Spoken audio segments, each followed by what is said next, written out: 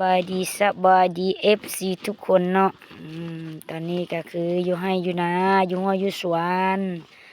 ตาลเปรี้ยวเมืองตุรกมแขวงเวียงจันทน์ตอนนี้เป็นช่วงกะเกียมเนาะกับกะเกียมก็คือตัดมันเพื่อเสียบลำมันเนาะ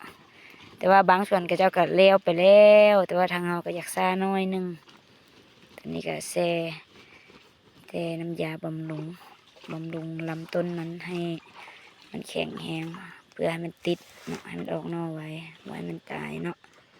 แต่มันก็เสี่ยงเป็นธรรมดาพุ่นน่ะโอ้ไอกระดิกก็นอนเฝ้าแม่มันเซยผู้ทุกข์แล้วมันแม่ผู้สบายแล้วมันลูกนอนเซยนอนท่าแม่นิ่งไปใส่บ่ได้เล่นน้ำก้นต่อยๆเขียมเนาะแล้วดูการจะนายก็เฮ็ดนาแล้ว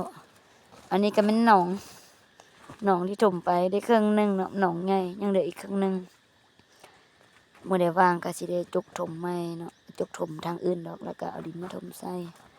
ตัวปลายนานั้นจะเป็นหนองใหญ่งัวก็ต้องได้ล้อมไว้เนาะเพื่อบ่ให้งัวเข้ามากินป้ามันเวลามันออกนอดนี่แหละชีวิตลูกชาวไร่ชาวนาชาวหัวชาวสวนบ่ได้สนุกสุขสบายคือคนในเมืองเด้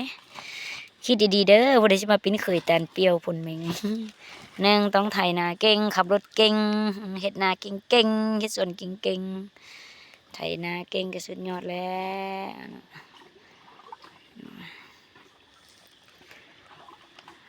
ปลูกบ่หลายดอกปลูกประมาณถืออยู่5 ไร่ปลูก5 ไร่ เอาอันดับแรกต้องLDเพิ่นว่าแอลพอดีที่มาเฮ็ดอันหนักเลยค่ะความหมายบ่ได้อันอื่นเลยด่านเห็นบ่ต้องLDเด้อเห็นบ่ฟังเอาเด้อต้องLDเด้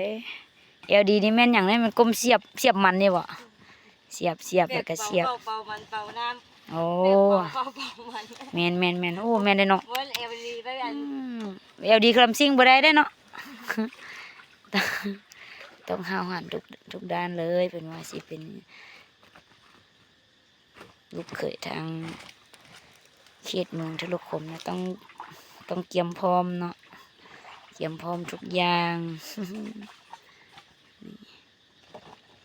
มื้อนี้ได้จากเปล่าแล้วมื้อนี้แซ่2 4โอ้10ปลายเปล่าให้แซ่ให้ได้คน50พุ่นมือเดียวไงโอ้50ถือว่าบ่แม่นของค่อย50นี่เสียบนี่สิปลูกยากก็เดี๋ยวจับเสี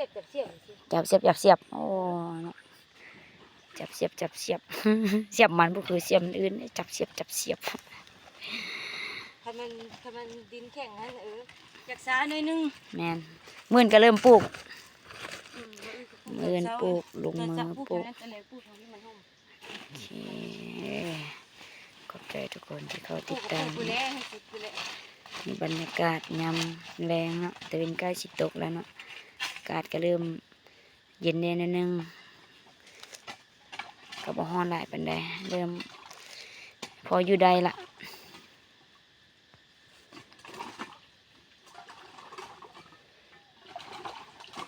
บ๊ายบายทุกคน